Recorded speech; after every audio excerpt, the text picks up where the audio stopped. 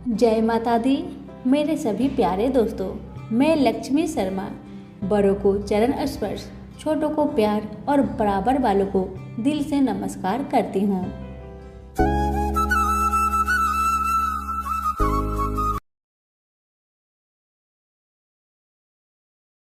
आज है शुक्रवार और आज मैं आप सभी को शुक्रवार से जुड़ी 5 कथाएं सुनाने जा रही हूँ। किसी गांव में एक साहूकार रहता था। साहूकार की एक लड़की भी थी जो कि हर रोज पीपल सींचने जाया करती थी और उसी पीपल के वृक्ष में से लक्ष्मी जी प्रकट होती थी और चली जाती थी। एक दिन लक्ष्मी जी ने साहूकार की बेटी से कहा, तू मेरी सहेली बन जा। यह सुनकर लड़की ने कहा कि मैं अपने पिता से पूछकर कल आऊंगी। साहूकार की बेटी अपने घर को आई और अपने पिता को सारी बात कह सुनाई। तब उसके पिता ने कहा, बेटी ये हो न हो, माँ लक्ष्मी है, तू उन्हें अपना सहेली बना ले। दूसरे दिन वह लड़की फिर से पीपल सींचने गई। तब पीपल के वृक्ष में से लक्ष्मी जी निकल कर आई और कहा, सहेली बनेगी? तो लड़की ने कहा, हाँ मैं बनूंगी। और तब से दोनों सहेली बन गए। अब जब सहेली बन गए तो लक्ष्मी जी ने उसको खाने का न्योता दिया। घर आकर लड़की ने अपने माँ बाबा से कहा कि मेरी सहेली ने मुझे खाने का न्योता दिया है। तब माँ बाबा ने कहा कि सहेली को जिमने जाइयो, पर घर को संभाल कर जाइयो। तब वह लक्ष्मी जी के यहाँ जिमने गई तो लक्ष्मी जी ने उसे साल 2 साल ओढ़ने के लिए दिया। रुपए दिए, सोने की चौकी, सोने की थाली में 36 प्रकार का भोजन करा दिया। जिम कर जब वह जाने लगी तो लक्ष्मी जी ने पल्ला पकड़ लिया और कहा, कल मैं भी तेरे घर जिमने आऊंगी। तो लड़की ने कहा, ठीक है दोस्त, आ जाना। बेचारी घर आकर चुपचाप उदास बैठ गई। तब पिता ने पूछा, बेटी सहेली की यहाँ जिम कर आ गई, पर तुम उदास क्यों हो, बताओ। तब बिटिया ने कहा, पिताजी मेरे को लक्ष्मी जी ने इतना दिया, अनेक प्रकार के भोजन कराए, पर अब माँ लक्ष्मी मेरे घर जिमने आएगी तो मैं कैसे उनको जिमा पाऊंगी। अपना घर में तो कुछ भी नहीं है। तब उसके पिता ने कहा कि गोबर मिट्टी से चौका लगाकर घर की सफाई कर लेना। 4 मुख वाला दिया जलाकर लक्ष्मी जी का नाम लेकर रसोई में बैठ जाना। लड़की सफाई करके लड्डू लेकर बैठ गई। उसी समय एक रानी नहा रही थी। उसका 9 लखा हार चील उठाकर ले गई और उसके घर वह 9 लखा हार डाल गई। उसका लड्डू ले गई। बाद में वह हार को तोड़कर बाजार में गई और सामान लाने लगी। तो सुनार ने पूछा कि क्या क्या चाहिए। तब उसने कहा कि सोने की चौकी, सोने का थाल, साल 2 साल दे दे, मोहर दे और सारी सामग्री दे। 36 प्रकार का भोजन हो जाए इतना सामान दे। सारी चीजें लेकर बहुत तैयारी करी और रसोई बनाई। तब गणेश जी से कहा कि लक्ष्मी जी को बुलाओ। आगे आगे गणेश जी और पीछे पीछे लक्ष्मी जी आई। उसने फिर चौकी डाल दी और कहा, सहेली चौकी पर बैठ जा। जब लक्ष्मी जी ने कहा, सहेली चौकी पर तो राजा रानी के भी मैं नहीं बैठी, किसी के भी नहीं बैठी, तो उसने कहा कि मेरे यहाँ तो बैठना ही पड़ेगा। फिर लक्ष्मी जी चौकी पर बैठ गई। तब उसने बहुत खातिर की। जैसे लक्ष्मी जी ने करी थी वैसे ही उसने करी। लक्ष्मी जी उस पर प्रसन्न हो गई। घर में खूब रुपए एवं लक्ष्मी हो गई।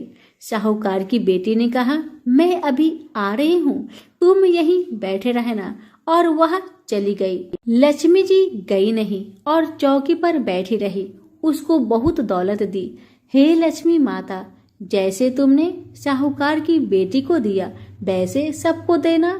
कहानी सुनते, हुक्कारा भरते अपने सारे परिवार को दियो। पीहर में देना, ससुराल में देना, बेटे पोते को देना।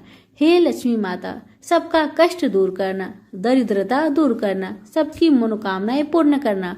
तो प्रेम से बोलिए लक्ष्मी माता की जय हो।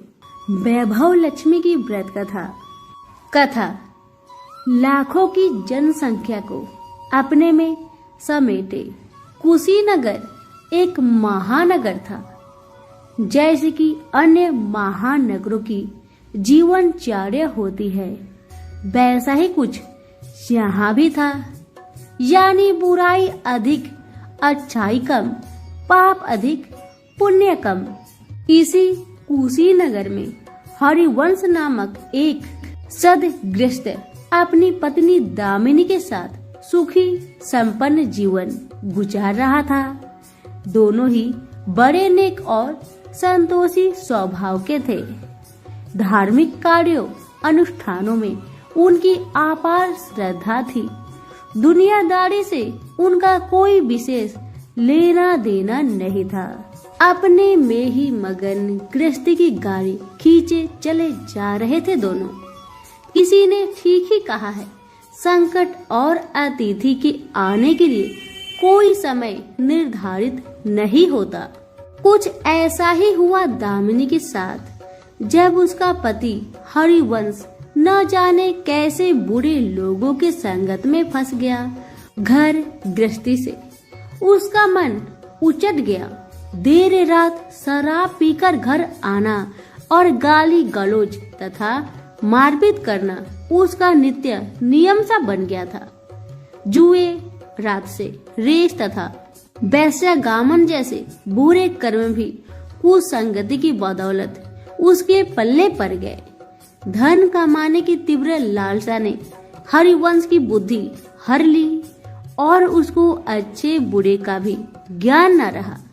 घर में जो कुछ भी था सब उसके दुर्व्यसनों की भेंट चढ़ गया।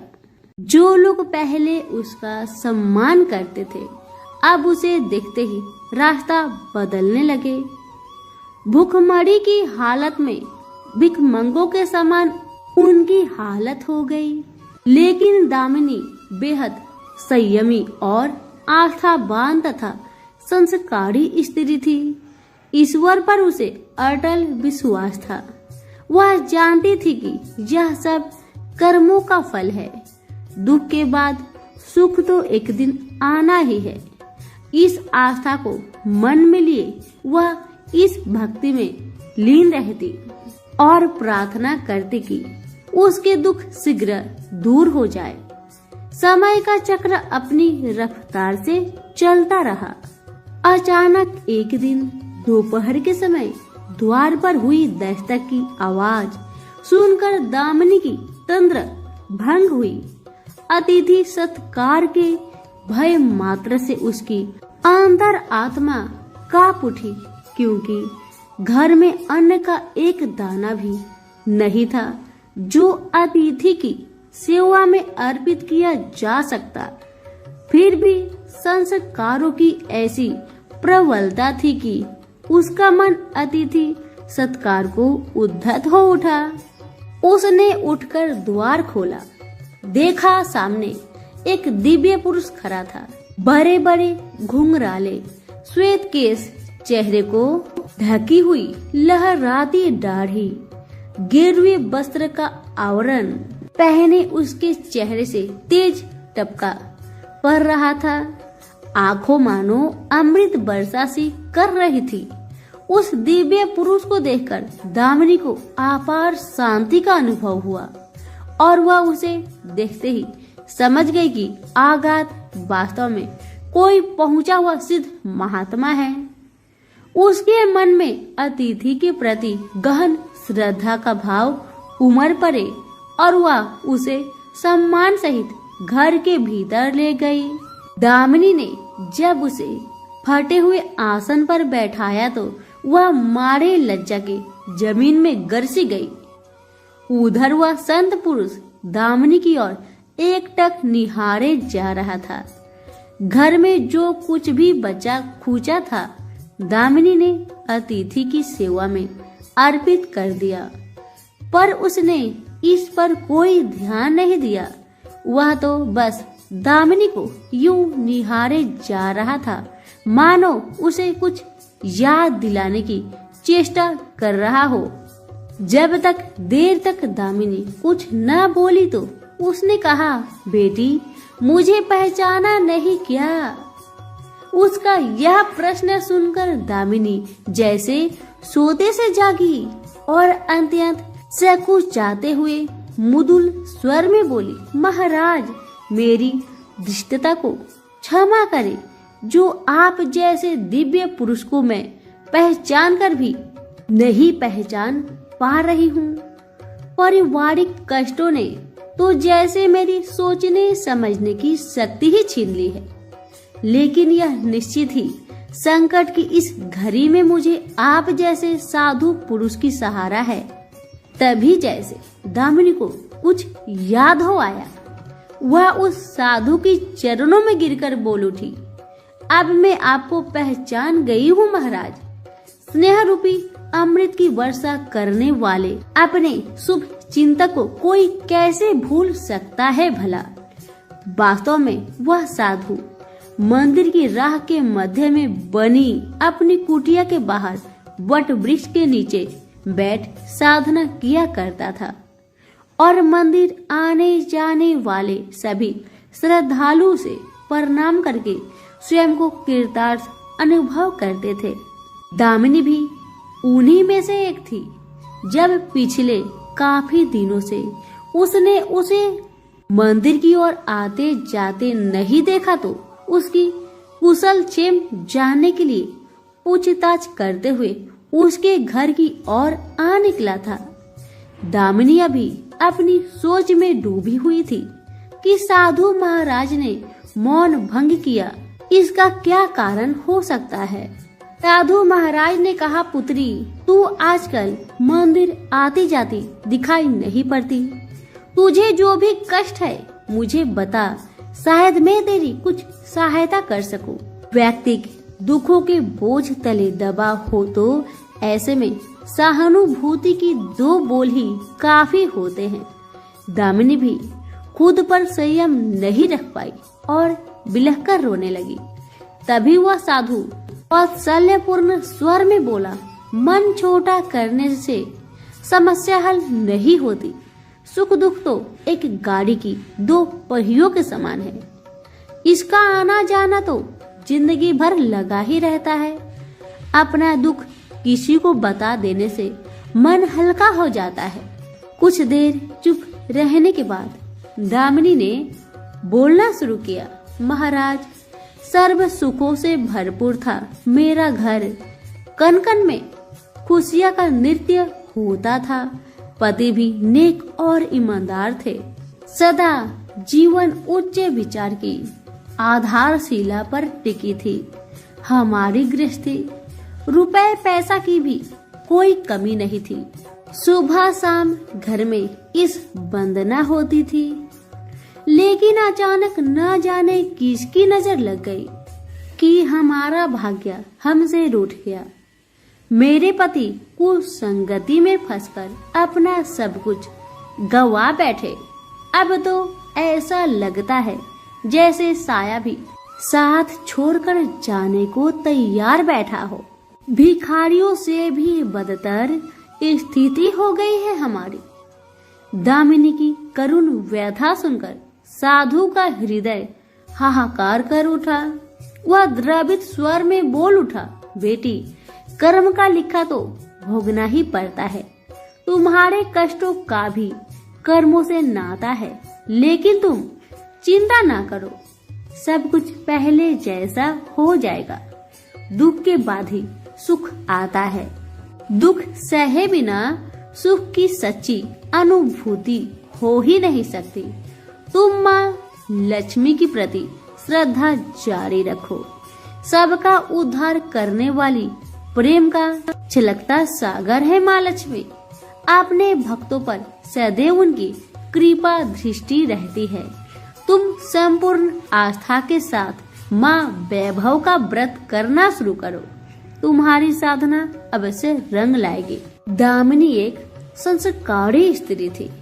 धर्म कर्म में उसकी आगाध आस्था थी। माँ वैभव लक्ष्मी के व्रत की बात सुनकर उसका चेहरा दमक उठा और बोली, महाराज, यदि इस व्रत को करने से मेरे परिवार पर आई विपदा टल सकती है तो मैं इसे जरूर करूंगी।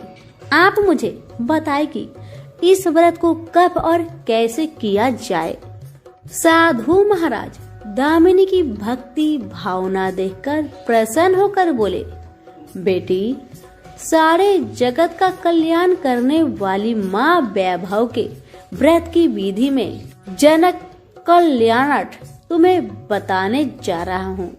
प्रत्येक शुक्रवार को यह व्रत किया जाता है। सर्वप्रथम जितने शुक्रवार को यह व्रत करना हो उसका संकल्प लेकर माँ वैभव को मन ही मन प्रणाम करे। स्नान आदि से निवृत्त होकर स्वच्छ धवल वस्त्र पहनकर पूरब दिशा की ओर मुंह करके आसन पर बैठे। सामने एक चौकी पर चावल की एक ढेरी लगाकर उस पर पानी से भरा हुआ कलश रखे, जो तांबे का होना चाहिए। कलश को कटोरी से ढक दे और उस कटोरी में कोई भी स्वर्ण भूषण रखे। सोना न हो तो चांदी का आभूषण रखे, वह भी पास न हो तो रुपए का सिक्का भी काम दे सकता है। शुद्ध घी का दीपक तथा अगरबत्ती जलाए और मन ही मन पूर्ण श्रद्धा के साथ माँ वैभव लक्ष्मी का जाप करते रहे। श्री यंत्र माँ लक्ष्मी का प्रिय यंत्र है, उसे सत सत नमन करे। श्री यंत्र उपलब्ध ना हो तो पुस्तक में दिए गए स्वरूप से काम चल जाएगा। साथ ही माँ वैभव लक्ष्मी के सभी स्वरूप को नमस्कार करें। कटोरी में रखे गहने या रुपए पर हल्दी, कुमकुम तथा अक्षत अर्पित करें। कोई भी मिष्ठान प्रसाद रूप में रखे। संभव ना हो पाए तो गुड़ या शक्कर से भी काम चल सकता है। फिर श्रद्धा पूर्वक माँ की आरती करके 14 बार प्रेम सहित बोले, जय माँ वैभव लक्ष्मी, जय माँ वैभव लक्ष्मी। माँ वैभव लक्ष्मी मेरी मनोकामना पूरी करे, ऐसा संकल्प लेकर सच्चे मन से माँ से विनती करे। प्रसाद बांटे और स्वयं भी ग्रहण करे। दिन में एक बार स्वास्तिक भोजन करे। यदि संभव हो तो उपवास रखे। पूजा में रखा गहना या रुपया लाल कपड़े में लपेटकर सुरक्षित रख ले, या आगे आने वाले शुक्रवारों को पूजा में काम आएगा। कलश में भरा जल तुलसी के पौधे को समर्पित कर दे तथा अक्षत पंछियों को आहार स्वरूप में डाले। ऐसी शास्त्रोक्त विधि से व्रत करने वालों को शीघ्र फल मिलता है। साधु महाराज के मुख रविंद से यह वृत्तांत सुनकर दामिनी पुलकित हो उठी। उनके चरण स्पर्श कर उत्साहित स्वर में बोली, अब लगे हाथ उद्धापन की विधि भी बता दे महाराज, इसके बिना तो व्रत अधूरा ही रह जाएगा।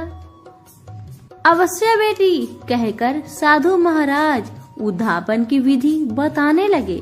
चाहे जितने भी शुक्रवार प्राय 11 या 21 व्रत करने की संकल्प ले लिया हो, लेकिन मन में माँ वैभव लक्ष्मी के प्रति श्रद्धा तथा आस्था बराबर बनी रहनी चाहिए।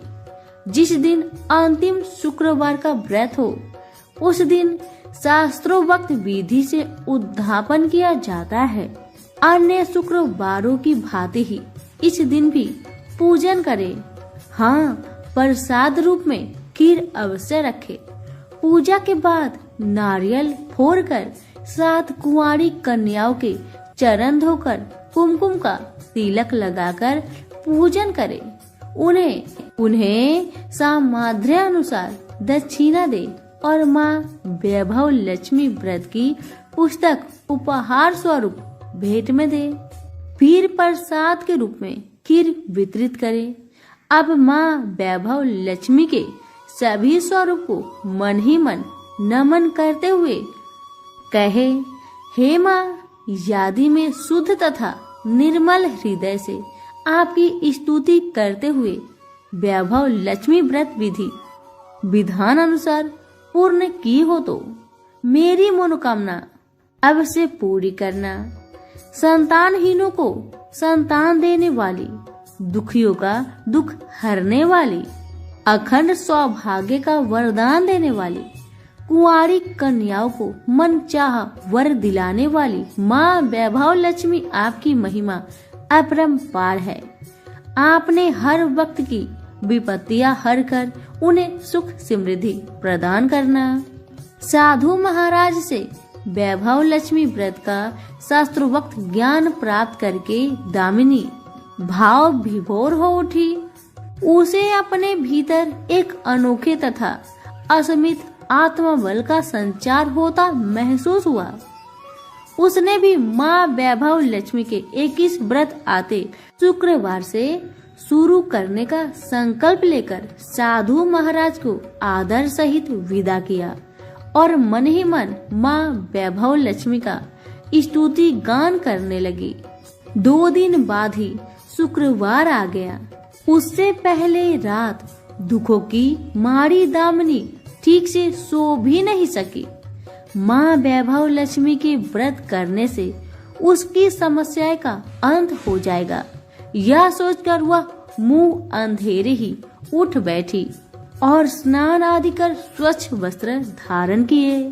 आसन पर पूर्व दिशा की ओर मुंह करके दामिनी ने अपने सम्मुख रखा चौकी पर चावल की छोटी सी ढेरी बनाकर उस पर तांबे का कलश रखा।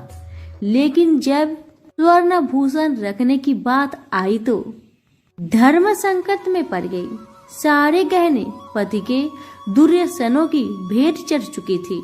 विवाहित स्त्री थी जो मंगलसूत्र भी उतार कर नहीं रख सकती थी और कोई गहना भी तो नहीं था।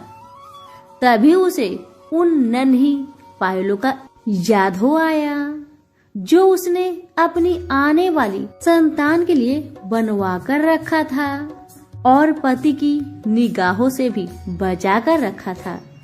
उसने झटपट वह पायल निकाली और गंगा जल से धोकर उन्हें शुद्ध करके कलश पर रखी। कटोरी में डाल दिया। डिब्बे की तली में से बची कुची शक्कर निकालकर उसे प्रसाद के रूप में रखा और विधि अनुसार व्रत किया। सर्वप्रथम उसने अपने पति को प्रसाद दिया। आने वाला पूरा सप्ताह बड़ी ही हंसी खुशी से बीता। बात बात पर झल्ला उठने वाला उसका पति अपेक्षाकृत शांत तथा संयम रहा। कोई मारपीट तथा कलेश घर में नहीं हुआ। इसे दामिनी ने माँ वैभव लक्ष्मी का चमत्कार समझा और मन ही मन उन्हें प्रणाम किया। माँ वैभव लक्ष्मी के प्रति उसकी आस्था और भी बलवती हो गई। इसी प्रकार शास्त्रोक्त विधि से दामिनी ने 20 शुक्रवार के व्रत पूरे कर लिए। इस बीच कई परिवर्तन हुए थे। उसका पति कुसंगति छोड़कर सीधा राह पर आ गया तथा और उसका कामकाज भी जमने लगा था। यह सब माँ वैभव लक्ष्मी के चमत्कार और दामिनी की आस्था तथा विश्वास का परिणाम था। 21वें शुक्रवार को व्रत का उद्यापन करना था। साधु महाराज के वचन अब भी मानो दामिनी के कानों में गूंज रहे थे। उनकी बताई विधि के अनुसार ही दामिनी ने शास्त्रोक्त विधि से उद्यापन किया। 7 कुंवारी कन्याओं को भोजन कराकर दक्षिणा दी। आसपास की सौभाग्यवती स्त्रियों में प्रसाद तथा माँ वैभव लक्ष्मी व्रत कथा की पुस्तकें वितरित की। माँ वैभव लक्ष्मी की हर स्वरूप को प्रणाम किया और कहा, आपकी महिमा निराली है माँ। आपने मेरे सारे दुख हर लिए, मेरे सभी मनोकामनाएं पूर्ण कर दी। मेरा उजरा घर फिर से बस गया। मेरा यह नया जीवन आप ही की देन है। माँ, मैं आजीवन आपकी पूजा अर्चना करूंगी और दूसरों को भी आपकी महिमा से अवगत कराकर वैभव लक्ष्मी के व्रत रखने के लिए प्रेरित करूंगी। प्रेम से बोले, जय माँ वैभव लक्ष्मी, आपकी सदा ही जय हो। माँ अन्नपूर्णा की व्रत कथा। तो आइए सुनते हैं माँ अन्नपूर्णा की यह कथा। एक समय की बात है। काशी निवासी धनंजय की पत्नी का नाम सुलक्षणा था। उसे अन्य सब सुख प्राप्त थे, केवल निर्धनता ही उसके दुख का ही कारण था। यह दुख उसे हर समय सताता था। एक दिन सुलक्षणा पति से बोली, स्वामी, आप कुछ उद्यम करो तो काम चले। इस प्रकार कब तक काम चलेगा? सुलक्षणा की बात धनंजय के मन में बैठी और वह उसी दिन विश्वनाथ शंकर जी को प्रसन्न करने के लिए बैठ गया और कहने लगा, हे देवाधिदेव विश्वेश्वर, मुझे पूजा पाठ कुछ आता नहीं है, केवल तुम्हारे भरोसे बैठा हूँ। इतनी विनती करके वह 2-3 दिन भूखा प्यासा बैठा रहा।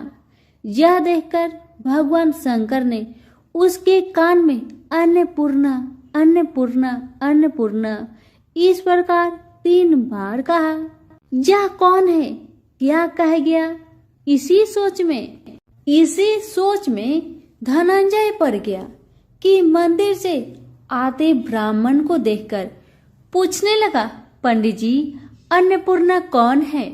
ब्राह्मणों ने कहा, तू अन्न छोड़ बैठा है, सो तुझे अन्न की बात ही सूझती है। जा घर जाकर अन्न ग्रहण कर। धनंजय घर गया, स्त्री से सारी बात कही। वह बोली, नाथ, चिंता मत करो कि स्वयं शंकर जी ने यह मंत्र दिया है, वे स्वयं ही खुलासा करेंगे। आप फिर जाकर उनकी आराधना करो। धनंजय फिर जैसा का तैसा पूजा में बैठ गया। रात्रि में शंकर जी ने आज्ञा दी, कहा तू पूर्व दिशा में चला जा। वह अन्नपूर्णा का नाम जपता जाता और रास्ते में फल खाता, झरनों का पानी पीता जाता। इस प्रकार कितने ही दिनों तक चलता गया। वहां उसे चांदी सी चमकती वन की शोभा देखने में आई। सुंदर सरोवर देखने में आया। उसके किनारे कितनी ही अप्सराएं झुंड बनाए बैठी थी। एक कथा कहती थी और सब माँ अन्नपूर्णा इस प्रकार बार बार कहती थी।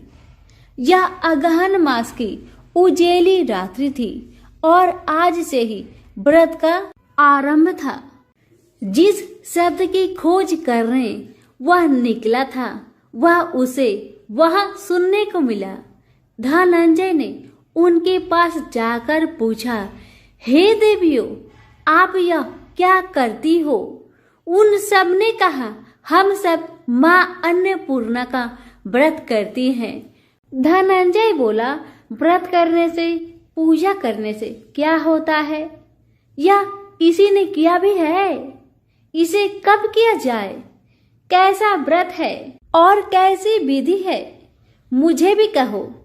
वो कहने लगी, इस व्रत को सब कोई कर सकते हैं।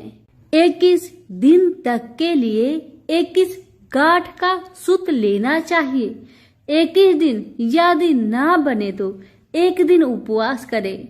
यह भी ना बने तो केवल कथा सुनकर प्रसाद ले। निराहार रहकर कथा पढ़े।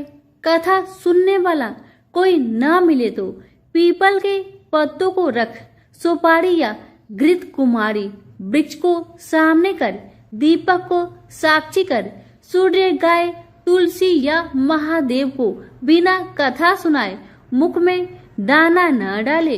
यदि भूल से कुछ पड़ जाए तो 1 दिवस फिर उपवास करे।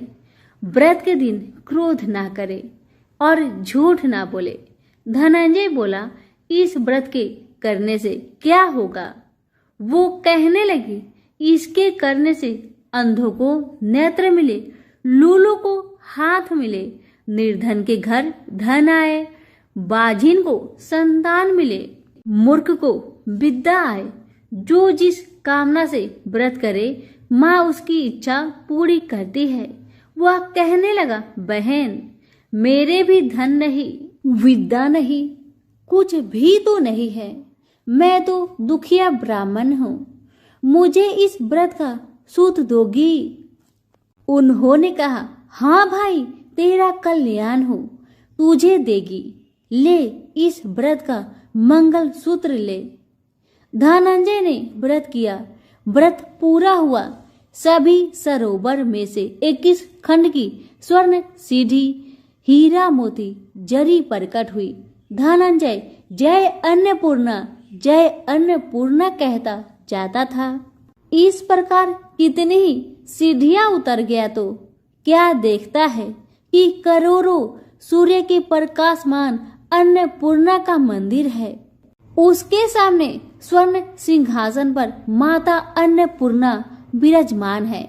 सामने भिक्षा हेतु शंकर भगवान खड़े हैं। देवांगनाएं चावल डुलाती है। कितने ही हथियार बांधे पहरा देती है। धनंजय दौड़कर जगदम्बा के चरणों में गिर गया। देवी उसके मन का कलेश जान गई। धनंजय कहने लगा, माता आप तो अंतर्यामिनी हो, आपको अपनी दशा क्या बताऊं? माता बोली, मेरा व्रत किया है, जा संसार तेरा सत्कार करेगा। माता ने धनंजय की जिह्वा पर बीज मंत्र लिख दिया। अब तो उसके रोम रोम में विद्या प्रकट हो गई। इतने में क्या देखता है कि वह काशी विश्वनाथ के मंदिर में खड़ा है। माँ का वरदान ले धनंजय घर आया। सुलक्षणा से सब बात कही। माता जी की कृपा से उसके घर में संपत्ति उमड़ने लगे। छोटा सा घर बहुत बड़ा गिना जाने लगा। जैसे शहद के छत्ते में मक्खियां जमा होती है, उसी प्रकार अनेक सगे संबंधी आकर उसकी बड़ाई करने लगे। कहने लगे, इतना धन और इतना बड़ा घर, सुंदर संतान नहीं तो इस कमाई का कौन भोग करेगा? सुलक्षणा से संतान नहीं है, इसलिए तुम दूसरा विवाह करो। अनिच्छा होते हुए भी धनंजय को दूसरा विवाह करना पड़ा और सती सुलक्षणा को स्वार्थ का दुख उठाना पड़ा। इस प्रकार दिन बीतते गए। फिर अगहन मास आया। नए बंधन से बंधे पति से सुलक्षणा ने कहलाया कि हम व्रत के प्रभाव से सुखी हुए हैं, इस कारण यह व्रत छोड़ना नहीं चाहिए। यह माता जी का प्रताप है जो हम इतने संपन्न और सुखी हैं। सुलक्षणा की बात सुन धनंजय उसके यहाँ आया और व्रत में बैठ गया। नई बहू को इस व्रत की खबर नहीं थी। वह धनंजय के आने की राह देख रही थी। दिन बीतते गए और व्रत पूर्ण होने में 3 दिवस बाकी थे कि नई बहू को खबर पड़ी और उसके मन में ईर्ष्या की ज्वाला दहक रही थी। सुलक्षणा के घर आ पहुंची और उसने वहां भगदड़ मचा दी। वह धनंजय को अपने साथ ले गई। नए घर में धनंजय को थोड़ी देर के लिए निद्रा ने आ दबाया। इसी समय नई बहू ने उसका व्रत का सूत तोड़कर आग में फेंक दिया। अब तो माता जी का कोप जाग गया। घर में अकस्मात आग लग गई। सब कुछ जलकर खाक हो गया। सुलक्षणा जान गई और पति को फिर अपने घर ले आई। नई बहू रूठकर पिता के घर जा बैठी। पति को परमेश्वर मानने वाली सुलक्षणा बोली, नाथ घबराना नहीं, माता जी का कृपा अलौकिक है। पुत्र कुपुत्र हो जाता है पर माता कुमाता नहीं होती। अब आप श्रद्धा और भक्ति से आराधना शुरू करो, वे जरूर हमारा कल्याण करेगी। धनंजय फिर माता के पीछे पड़ गया। फिर वही सरोवर सीढ़ी प्रकट हुई, उसमें माँ अन्नपूर्णा कहकर वह उतर गया। वहां जा माता जी के चरणों में रुदन करने लगा। माता प्रसन्न हो बोली, यह मेरे स्वर्ण की मूर्ति ले, उसकी पूजा करना, तू फिर सुखी हो जाएगा। जा, तुझे मेरा आशीर्वाद है। तेरी स्त्री सुलक्षणा ने श्रद्धा से मेरा व्रत किया है, उसे मैंने पुत्र दिया है। धनंजय ने आँख खोली तो खुद को काशी विश्वनाथ के मंदिर में खड़ा पाया। वहां से फिर उसी प्रकार घर आया। इधर सुलक्षणा के दिन चढ़े और महीने पूरे होते ही पुत्र का जन्म हुआ। गांव में आश्चर्य की लहर दौड़ गई, मानता आने लगा। इस प्रकार उसी गांव के निसंतान सेठ के पुत्र होने पर उसने माता अन्नपूर्णा का मंदिर बनवा दिया। उसमें माता जी धूमधाम से पधारी, यज्ञ किया और धनंजय को मंदिर की आश्चर्य का प्रद दे दिया गया। जीविका के लिए मंदिर की दक्षिणा और रहने के लिए बड़ा सुंदर सा भवन दिया। धनंजय स्त्री पुत्र सहित वहां रहने लगा। माता जी के चढ़ावे में भरपूर आमदनी होने लगी। उधर नई बहू के पिता के घर डाका पड़ा, सब लूट गया। वे भीख मांगकर पेट भरने लगी। सुलक्षणा ने यह सुना तो उन्हें बुला भेजा और उनको अलग घर दिया और उनके अन्य वस्त्र का प्रबंध कर दिया। धनंजय, सुलक्षणा और उसका पुत्र माता जी की कृपा से आनंद से रहने लगे। माता जी ने जैसे इनके भंडार भरे वैसे सबके भंडार भरे। सभी प्रेम से बोलिए, अन्नपूर्णा माता की जय हो। भगवान शुक्र की कहानी। मणिपुर नगर में 3 मित्र रहते थे। उनमें से एक काष्ठ, एक ब्राह्मण और एक वैश्य था। वे तीनों हमेशा साथ रहते थे। तीनों का विवाह हो चुका था। ब्राह्मण और काष्ठ के लड़कों का गौना हो चुका था, लेकिन वैश्य पुत्र का नहीं। उसके दोस्त उसे अक्सर कहा करते थे कि तुम अपनी पत्नी को उसके मायके से ले क्यों नहीं आते। तब वैश्य पुत्र धनराज ने अपनी पत्नी कुसुम को लाने का निश्चय कर लिया। अगले ही दिन धनराज ने माता पिता से अपनी पत्नी कुसुम को लेने जाने की बात कही। उसकी बात सुनकर वे हैरान होते हुए बोले, बेटा अब शुक्र अस्त हो रहा है, इसलिए अभी बहू को लाना उचित नहीं है। कुछ दिन ठहरो, रुक जाओ। लेकिन धनराज नहीं माना। वह कुसुम को लाने ससुराल पहुंच गया।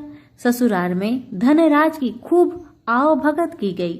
धनराज ने कुसुम को विदा करने के लिए कहा तो उसके सास ससुर बोले, बेटा अभी शुक्र अस्त हो रहा है, ऐसे में लड़की को विदा नहीं करते। कुछ दिन ठहर जाओ, फिर हम कुसुम को खुशी खुशी विदा कर देंगे। लेकिन धनराज वहां भी जीत पर अड़ गया और कुसुम को लेकर ही वहां से विदा हुआ। धनराज कुसुम को जब अपने घर ले जा रहा था तो अचानक बैल तेजी से भागने लगी। रास्ते में पत्थर से टकराने से गाड़ी की पहिया टूट गया। फलस्वरूप कुसुम को काफी चोट लग गई। दोनों को आगे की यात्रा पैदल ही करनी पड़ी। सुनसान रास्ते से गुजरते हुए डाकुओं ने उन्हें लूट लिया। उनका सारा धन, आभूषण और वस्त्र छीन लिया। किसी तरह से वे अपने घर पहुंचे। दूसरे ही दिन घर में धनराज के बिस्तर पर सांप चढ़ गया और उसे डस लिया। सेठ जी ने बड़े बड़े चिकित्सक बुलाए, मगर कोई भी चिकित्सक जहर उतारने में सफल नहीं हुआ। दूर दूर से सपेरे बुलाए गए, लेकिन कोई भी धनराज को नहीं बचा सका। धनराज की मृत्यु हो गई। उसी समय पंडितों ने सेठ जी को एक बात बताई कि आपके बेटे ने शुक्र अस्त होने पर बहू को विदा कर लाने की भूल की है। यदि आप शुक्रवार की पूजा अर्चना करें और बहू शुक्रवार का व्रत करे तथा कथा सुनकर प्रसाद ग्रहण करे तो शुक्र देवता की अनुकंपा से धनराज पुनः जीवित हो सकता है। सेठ जी ने पंडितों की बात मानकर अपने मृत बेटे और बहू को वापस उसके ससुराल भेज दिया। कुसुम ने अपने घर पहुंचकर भगवान शुक्र की श्रद्धा पूर्वक व्रत और पूजा पाठ की। उसने अपनी पति की गलती के लिए शुक्र देवता से क्षमा मांगी। उसके फलस्वरूप धनराज जीवित उठा। धनराज के जीवित हो जाने से घर में खुशियां भर गई। उधर धनराज के माता पिता ने बेटे के जीवित होने का समाचार सुना तो शुक्रवार का व्रत किया और गरीबों को अन्न, वस्त्र और धन का दान दिया। शुक्र के उदय होने पर धनराज अपनी पत्नी कुसुम के साथ घर लौट आया। दोनों पति पत्नी शुक्रवार का विधिवत व्रत करते हुए शुक्र की पूजा करने लगे। उनके घर में धन्य धान्य की वर्षा होने लगी। उनके सभी कष्ट दूर होते चले गए। परिवार में सभी आनंद पूर्वक रहने लगे। हे शुक्र देवता, जैसे आपने धनराज पर कृपा करी उसी तरह मेरी ये कथा सुनने वाले कहने वाले सभी के परिवार पर अपनी कृपा बनाए रखे। तो सभी प्रेम पूर्वक बोले, शुक्रदेव की जय हो, वैभव लक्ष्मी माता की जय हो। कथा। किसी गांव में अनेक लोग रहा करते थे और सभी अपने अपने कामों में मग्न रहते थे। किसी को किसी का चिंता फिक्र परवाह था ही नहीं। सब अपने से ही मतलब रखते थे। इसी कारण से भजन कीर्तन, भक्ति भाव, दया माया, परोपकार जैसे संस्कार कम हो गए। उस गांव में बुराइयां बढ़ गई थी। शराब, जुआ, रेस, व्यभिचार, चोरी डकैती वगैरह बहुत गुना शहर में होता रहता था। इसके बावजूद उस गांव में कुछ अच्छे लोग भी रहा करते थे। ऐसे ही लोगों में शीला और उनके पति की गृहस्थी मानी जाती थी। शीला बहुत धार्मिक प्रवृत्ति की थी और उसका स्वभाव संतोषी था। उनका पति भी विवेकी और सुशील था। शीला और उसका पति कभी किसी की बुराई नहीं किया करते थे और प्रभु भजन में अच्छी तरह समय व्यतीत करते थे। शहर के लोग उनकी गृहस्थी की सराहना करते थे। देखते ही देखते दिन बीतने लगा, समय बदल गया। शीला का पति बूढ़े लोगों से दोस्ती कर बैठा। अब होना क्या था वो तो हम सभी जानते हैं। अच्छे संगति का असर हमेशा अच्छा ही होता है, बुरा संगति का असर हमेशा बुरा ही होता है। इसलिए हमें हमेशा अच्छे संगति से संगत रखना चाहिए, बुरे से नहीं।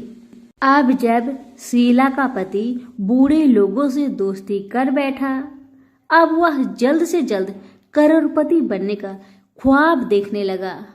इसलिए वह गलत रास्ते पर चल पड़ा। फलस्वरूप वह रोडपति बन गया। कहा जाता है ना, लालच बुरी बला है, इसीलिए लालच नहीं करना चाहिए। अपना ईमानदारी और मेहनत से आगे बढ़ना चाहिए।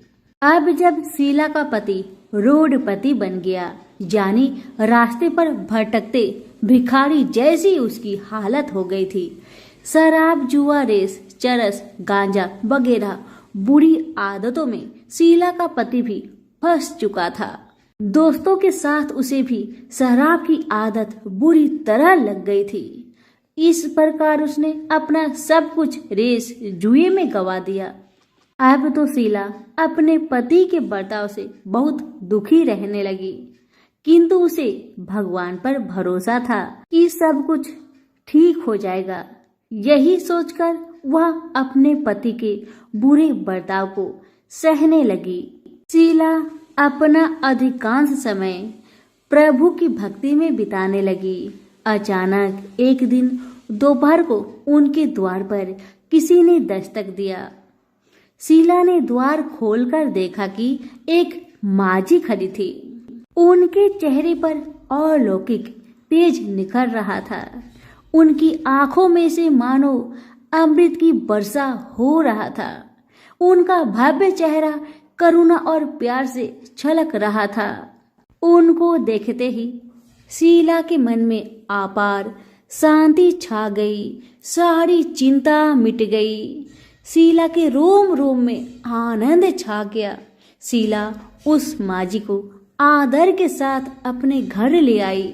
दुख का बात यह था कि शीला के घर में बैठाने के लिए कुछ भी नहीं था कि माजी को किस पर बैठाया जाए। बेचारी यह सोच विचार के उसने एक सकुचाकर एक फटी हुई चादर पर उनको बिठाया और शीला ने कहा, माजी, मेरे घर में और कुछ भी नहीं है जो मैं आपको बैठा सकूं, इसलिए माँ मुझे माफ करना, मैं आपको फटी हुई चादर पर बैठा रही हूँ।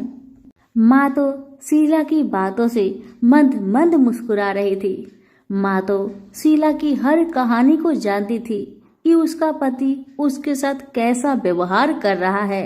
बेचारी कितने दुख में है। शीला के बातें सुन माजी प्रेम भरी शब्दों से बोली, शीला, क्यों मुझे तुमने पहचाना नहीं? हर शुक्रवार को लक्ष्मी जी के मंदिर में भजन कीर्तन के समय मैं ही तो वहां आती हूँ। इसके बावजूद शीला कुछ नहीं समझ पा रही थी। फिर माजी ने कहा, तुम बहुत दिनों से मंदिर नहीं आ रही हो, अतः मैंने सोचा चलो मैं ही देख लेती हूँ। माजी के अति प्रेम भरे शब्दों से शीला का हृदय पिघल गया। उसकी आंखों में आंसू आ गए और वह बिलख बिलख कर जोर जोर से रोने लगी। शीला को रोते देखकर माजी ने कहा, बेटी, सुख और दुख तो धूप और छाव जैसे होते हैं। धैर्य रखो बेटी, धैर्य रखो। और तुझे क्या परेशानी है, मुझे सारी परेशानी बता दे। माजी के व्यवहार से शीला को काफी संबल मिला और सुख की आस में उसने माजी को अपनी सारी दुख की कहानी सुना दी। कहानी सुनकर माजी ने कहा, कर्म की गति न्यारी होती है। हर इंसान को अपने कर्म भुगतने ही पड़ते हैं। इसलिए बेटी तू चिंता मत कर, अब तू कर्म भुगत चुकी है। अब तुम्हारे सुख के दिन अवश्य आएगी। तू माँ लक्ष्मी जी की भक्त है। माँ लक्ष्मी जी तो प्रेम और करुणा की अवतार है। वे अपनी भक्तों पर हमेशा ममता छिड़कती है। इसलिए तू धैर्य रखकर माँ लक्ष्मी का व्रत कर, इससे सब कुछ ठीक हो जाएगा। तुम्हारा दुख दर्द सब समाप्त हो जाएगा और तुम्हारे घर में अन्न धन का भंडार भर जाएगा। बस श्रद्धा भक्ति से माँ लक्ष्मी का व्रत करो। माजी की बात सुन शीला पूछने लगी, माँ, व्रत की विधि तो मुझे पता नहीं। तब माजी ने उसे व्रत की सारी विधि भी बताई। माजी ने कहा, बेटी, माँ लक्ष्मी जी का व्रत बहुत सरल है। उसे वर लक्ष्मी व्रत या वैभव लक्ष्मी व्रत कहा जाता है। यह व्रत करने वाले की सब मनोकामना पूरी होती है। वह सुख संपत्ति और यश प्राप्त करता है। शीला यह सब सुनकर आनंदित हो उठी। शीला ने संकल्प करके आंखें खोली तो सामने कोई नहीं था। वह विस्मित हो गई कि माजी कहाँ गई? अभी तो माजी मेरे सामने खड़ी थी। शीला को तत्काल यह समझने में देर नहीं लगी कि माजी कोई और नहीं, साक्षात माँ लक्ष्मी ही थी। दूसरे दिन शुक्रवार था। सवेरे स्नान करके स्वच्छ कपड़े पहनकर शीला ने माजी द्वारा बताई विधि से पूरे मन से श्रद्धा भक्ति से व्रत किया और आखिर में प्रसाद वितरण हुआ। यह प्रसाद पहले पति को खिलाया। प्रसाद खाते ही पति के स्वभाव में फर्क पड़ गया। माँ लक्ष्मी की कृपा से उसका पति जिस दिन प्रसाद खाया उस दिन अपनी पत्नी को मारा पीटा नहीं, सताया भी नहीं। शीला को बहुत अच्छा लगा। शीला के मन में तो अब पहले से भी ज्यादा वैभव लक्ष्मी व्रत के लिए श्रद्धा बढ़ गई। शीला ने पूर्ण श्रद्धा भक्ति के साथ 21 शुक्रवार तक वैभव लक्ष्मी व्रत किया। 21वें शुक्रवार को माँ जी के कहे मुताबिक उद्धापन विधि करके 7 स्त्रियों को वैभव लक्ष्मी व्रत की 7 पुस्तक उपहार में दी। फिर माता जी के धन लक्ष्मी स्वरूप की छवि को बंधन करके भाव से मन ही मन प्रार्थना करने लगी। हे माँ धन लक्ष्मी, मैंने आपका वैभव लक्ष्मी व्रत करने की मन्नत मानी थी, वह व्रत आज पूर्ण किया है। हे माँ, मेरी हर विपत्ति को दूर करो, हमारा सबका कल्याण करो। जिसे संतान ना हो माँ उसे संतान देना। सौभाग्यवती स्त्री का सौभाग्य को माँ अखंड रखना। कुंवारी लड़कियों को मन भावन पति देना। जो आपका यह चमत्कारी वैभव लक्ष्मी व्रत करे उनकी सब विपत्ति को दूर करना, सभी को सुखी रखना। हे माँ, आपकी महिमा अपार है। ऐसा बोलकर लक्ष्मी जी के धन लक्ष्मी स्वरूप की छवि को प्रणाम किया। व्रत के प्रभाव से शीला का पति अच्छा इंसान बन गया और अब शीला का पति मेहनत करके व्यवसाय करने लगा। उसने तुरंत शीला की गिरवी रखे गहने छुड़ा लिए। घर में धन की बाढ़ सी आ गई। घर में पहले जैसी सुख शांति छा गई। वैभव लक्ष्मी व्रत का प्रभाव देखकर मोहल्ले की दूसरी स्त्रियां भी विधि पूर्वक वैभव लक्ष्मी व्रत करने लगी। सभी प्रेम से बोले, वैभव लक्ष्मी माता की जय हो। आइए अब जानते हैं वैभव लक्ष्मी व्रत का उद्धापन विधि। 7, 11 या 21 जितने भी शुक्रवार की मन्नत मांगी हो उतने शुक्रवार तक यह व्रत पूरी श्रद्धा तथा भावना के साथ करना चाहिए। आखिरी शुक्रवार को इसका शास्त्रीय विधि के अनुसार उद्धापन करना चाहिए। आखिरी शुक्रवार को प्रसाद के लिए खीर बनानी चाहिए। जिस प्रकार हर शुक्रवार को हम पूजन करते हैं वैसे ही करना चाहिए। पूजन के बाद माँ के सामने एक श्रीफल फोड़े। फिर कम से कम 7 कुंवारी कन्या या सौभाग्यशाली स्त्रियों को कुमकुम का तिलक लगाकर माँ वैभव लक्ष्मी व्रत कथा की किताब की एक प्रति उपहार में देनी चाहिए और सबको खीर का प्रसाद देना चाहिए। इसके बाद माँ लक्ष्मी जी को श्रद्धा सहित प्रणाम करना चाहिए।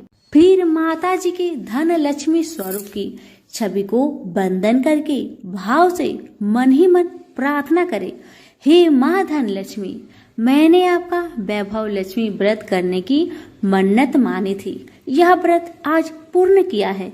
हे माँ, हमारी मनोकामना पूर्ण करे, हमारी हर विपत्ति को दूर करे, हम सबका कल्याण करे। जिसे संतान ना हो उसे संतान देना, सौभाग्यवती स्त्री का सौभाग्य अखंड रखना, कुंवारी लड़की को मन भावन पति देना।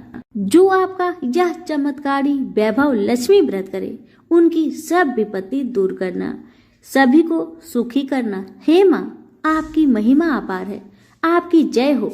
ऐसा बोलकर लक्ष्मी के धन लक्ष्मी स्वरूप की छवि को प्रणाम करे। आज की कथा यहीं पर समाप्त हुई। सभी प्रेम से बोलिए, वैभव लक्ष्मी माता की जय हो। आइए अब सुनते हैं वैभव लक्ष्मी माता की आरती। ओम वैभव लक्ष्मी माता, मैया वैभव लक्ष्मी माता, भक्तों के हित करनी, भक्तों के हित करनी, सुख वैभव के दाता। ओम वैभव लक्ष्मी माता, लक्ष्मी माँ का नाम जो लेता सुख संपत्ति पाता, मैया सुख संपत्ति पाता, दुख दरिद्र मिटाता, दुख दरिद्र मिटाता, वंचित फल पाता। ओम वैभव लक्ष्मी माता, मैया वैभव लक्ष्मी माता, भक्तों के हित करनी, भक्तों के हित करनी, सुख वैभव की दाता। ओम वैभव लक्ष्मी माता, लक्ष्मी माता तू जग माता, जगपालक रानी, मैया जगपालक रानी। हाथ जोड़ गुण गाते, हाथ जोड़ गुण गाते, जग के सबे प्राणी। ओम जय वैभव लक्ष्मी माता, मैया वैभव लक्ष्मी माता, भक्तों के हित करनी, भक्तों के हित करनी, सुख वैभव दाता। ओम वैभव लक्ष्मी माता, हे माँ तेरी शरण में जो आता, तेरी भक्ति पाता, मैया तेरी भक्ति पाता, मैया तेरी भक्ति पाता। माँ तेरी ममता पाके, माँ तेरी ममता पाके, अंत स्वर्गे जाता। ओम वैभव लक्ष्मी माता, मैया वैभव लक्ष्मी माता, भक्तों के हित करनी, भक्तों के हित करनी, सुख वैभव की दाता। ओम वैभव लक्ष्मी माता, ओम वैभव लक्ष्मी माता, मैया वैभव लक्ष्मी माता, भक्तों के हित करनी, भक्तों के हित करनी, सुख वैभव की दाता। ओम वैभव लक्ष्मी माता, ओम वैभव लक्ष्मी माता। प्रेम से बोले वैभव लक्ष्मी माता की जय।